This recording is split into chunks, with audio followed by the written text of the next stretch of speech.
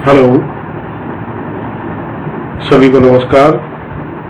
आज के हमारे इस वीडियो लेसन में हम पढ़ने वाले हैं मौर्योत्तर काल या गुप्त पूर्व काल।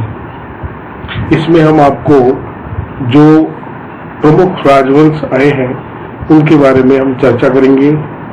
इनके शासक कौन कौन रहे, इनका कार्यकाल कब से कब तक रहा और इनके प्रथम और अंतिम शासक कौन कौन रहे, इनके बारे में हम चर्चा करने वाले हैं। तो ये केवल पॉइंट बेस्ड वीडियो है, इसलिए हम ज़्यादा समय नहीं गवाएंगे। तो आइए हम सब बढ़ते हैं हमारे चैनल नॉलेज डायरी पर, और मैं आपका होस्ट आर.के. शर्मा आपके साथ रहूँगा। तो चलिए, सबसे पहले हम बात करने वाले हैं, जिस वंश की हम बात करेंगे वो है मौर्य साम्राज्य। मौर्य साम्राज्य के उत्तराधिकारी राज्यों को दो वर्गों में विभाजित किया जा सकता है।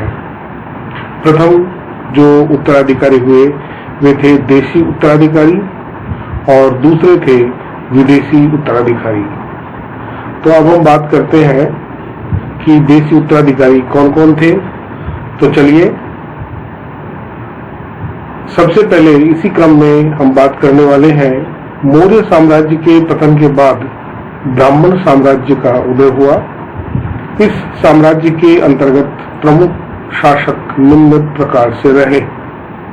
ये थे देशी उत्तराधिकारी, जिनको ब्राह्मण साम्राज्य का कहा गया, और इसमें थे शुंग वंश, कण्व वंश, आंध्र सातवाहन वंश और वाकाटक वंश। ये चार इसके देशी उत्तराधिकारी रहे। इसके अंतर्गत आज हम दो वंशों के बारे में पढ़ेंगे। तो सबसे पहले हम जिसके बारे में बात करने वाले हैं वो है हमारा शुंग वंश। शुंग वंश में इसके संस्थापक अंतिम मौर्य सम्राट बृहदत्त की हत्या करके उसके सेनापति पुष्यमित्र शुंग ने 184 ईस्वी में शुंग वंश की स्थापना की। तो अंतिम मौर्य सम्राट थे बृहदत्त, और पुष्यमित्र शुंग ने शुंग वंश की स्थापना 184 ईस्वी में की थी। इनके शासकों ने विदिशा को राजधानी बनाया था। इसके संस्थापक पुष्यमित्र शुंग थे। इस काल में भागवत धर्म का उदय और विकास हुआ तथा वासुदेव विष्णु की उपासना शुरू हुई। पुष्यमित्र शुंग के विषय में जानकारी इसके अयोध्या अभिलेख से प्राप्त होती है। विस्तृत जानकारी जो है वो इन्होंने जो अभिलेख लगाया अयोध्या में उससे मिलती है, जो यहाँ के राज्यपाल धनदेव से संबंधित है। इस अभिलेख से पता चलता है कि पुष्यमित्र शुंग ने 2 अश्वमेध यज्ञ करवाए। इसे कराने का श्रेय पतंजलि को है। इसके बाद में हम चर्चा कर रहे हैं पुष्यमित्र शुंग ने मिनांडर हिंदू यूनानी को पराजित किया था। इसके बाद इसका पुत्र अग्निमित्र शासक बनता है। मालविका अग्निमित्र, जो कि सुप्रसिद्ध लेखक, कवि, नाटककार कालिदास की एक रचना है, जिसमें मालविका एवं अग्निमित्र के प्रेम विवाह का वर्णन है। यह संस्कृत में यह रचना आपको मिल जाएगी। स्तूप में पाषाण के रेलिंग की शुरुआत की गई है। इनका जो स्तूप प्राप्त होता है उसमें इसे मनुस्मृति के स्थापना काल भी इसी काल को माना जाता है। इसके अंतिम शासक थे देवभूति। तो प्रथम शासक हुए पुष्यमित्र शुंग और अंतिम शासक हो गए देवभूति।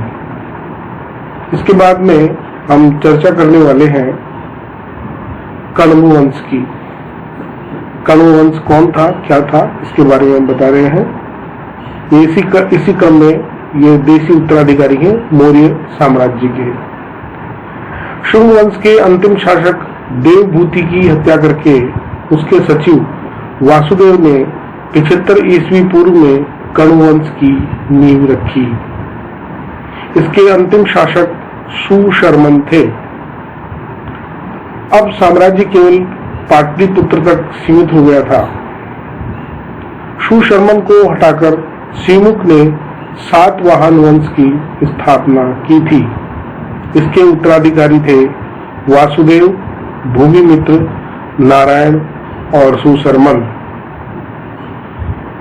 ये हमने कण्व वंश के बारे में जाना। आपका बहुत बहुत धन्यवाद इस छोटे से वीडियो में बने रहने के लिए। इसी प्रकार से छोटे छोटे वीडियोज को आप हमारे चैनल नॉलेज डायरी पर देखते रहें और अपना ज्ञान वर्धन करते रहें। तब तक के लिए हैप्पी लर्निंग।